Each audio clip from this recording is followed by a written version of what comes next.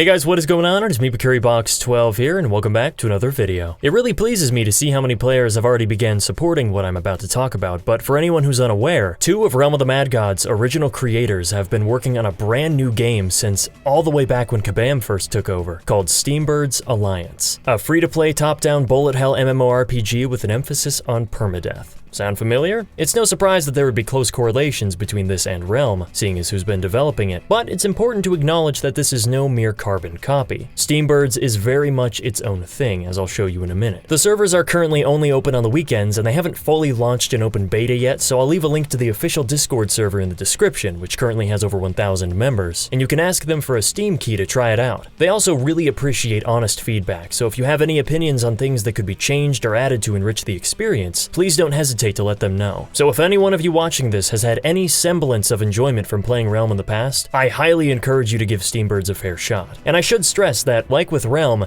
you're gonna want to play this with friends. In fact, according to the head honcho himself, Steambirds is an even more co-op focused game than Realm ever was. So it's in everyone's best interest to get some buddies together and play on a populated server at a good time of day, like the afternoon or evening. Don't do what I did and play by yourself at night when the servers are practically dead, because you'll be robbing yourself of the game's main appeal. Heck, the whole genre's appeal. I know Silverdollar made a video on it nearly 3 years ago now, so I'm curious to see how much has changed. But with all of that out of the way, let's talk a little bit about this game. First, the presentation. If you want your game to draw in a bunch of attention, you're gonna need something visually impressive and unique to hook people in. And while I'm not sure how I would classify the art style here, it is rather distinct. I think that the trailer in particular showcases it in its best light. It's not quite cel-shaded, not quite 2.5D, it's not too far removed from the graphics in something like Mega Man 11 for anyone who's seen that. I specifically like the backgrounds underneath you when flying. It creates a nice depth of field and shows how high up in the air you are. You have a basic HUD with your standard menus and chat, minimap, player icon, all that good stuff. But my favorite aspect would be the music. There's only a handful of themes in total, but the main one that plays in the central hub is so relaxing. I'll just sit idly listening to it while the ambient sounds of distant planes go by. It's a perfect atmosphere for this kind of setting.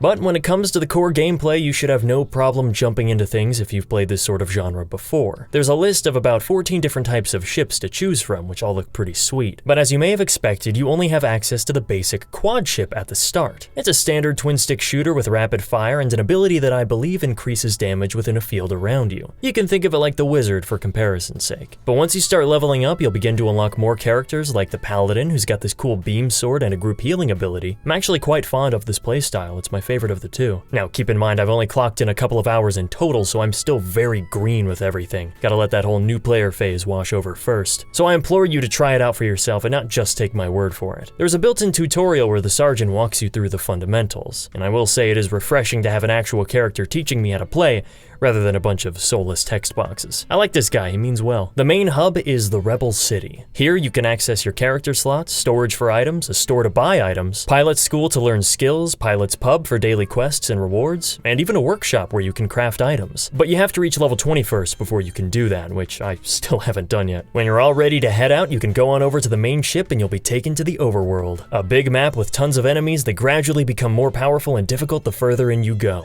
There are quest markers to show you where to go next, other players to teleport to, and various enemies, items, and dungeons to be found. In regards to the overall game feel, movement inputs are not quite as instantaneous as you may think. Gliding around the map feels nice and smooth, but because you're flying around in these big heavy planes, you're carrying around a lot of weight with you and you can feel it. When you hold a direction, it takes a split second to wind up and reach your top speed, meaning dodging and reacting to other bullets requires additional foresight that you wouldn't have needed to employ in something like Realm. It's not something you can really prepare for just by watching gameplay. You really gotta gotta get a hands-on approach. But if your normal speed is too slow for you, there is a boost mode that you can activate by holding right-click and you'll move at about double speed, which is great for navigating the map quickly and outmaneuvering enemy attacks. Another feature I really like is how you automatically pick up items when you move over them. Not to say that this was a problem in other games, but when you're deep in the action, it would be quite annoying to have to painstakingly click and drag a small item from the ground into your inventory that you find in the heat of battle. This way, you can grab it without giving it any extra thought, and then decide if you want to keep it later when the fighting is over. It also alerts you when you pick up a direct upgrade to an item that you already have, and automatically switches it out to be your primary, once again saving you the trouble of needing to open your menu and change it yourself. I like little time savers like that, it keeps things simple. In addition to experience and items, enemies will also drop health and steam pickups, which is this game's equivalent of mana pretty much. Again, this helps maintain a steady game flow by letting you hover over to a glowing icon in the air to replenish some HP rather than needing to open your inventory to consume an item, although those do still exist here. The last big thing that really caught my attention was the skill system after you die. As permadeath entails, when you die, you lose your character and have to start all over. However, you also earn skill points upon death and can spend them to unlock various traits to give to your next character. This means that even when you die and lose a bunch of progress, you still gain something out of it that directly benefits you on your next playthrough. And it helps dying not feel quite as tragic, nor will it set you back so far that you want to stop playing. Again, I feel the need to reiterate that I am in the very early stages of playtime and have only scratched the surface of what there is to do here. So if you want to learn more and see what this game really has to offer in its entirety, give it a shot on Steam and you may end up loving it. I'll leave that up to you. In the meantime, I'm gonna go get some more practice myself. Thank you guys so much for watching, and as always,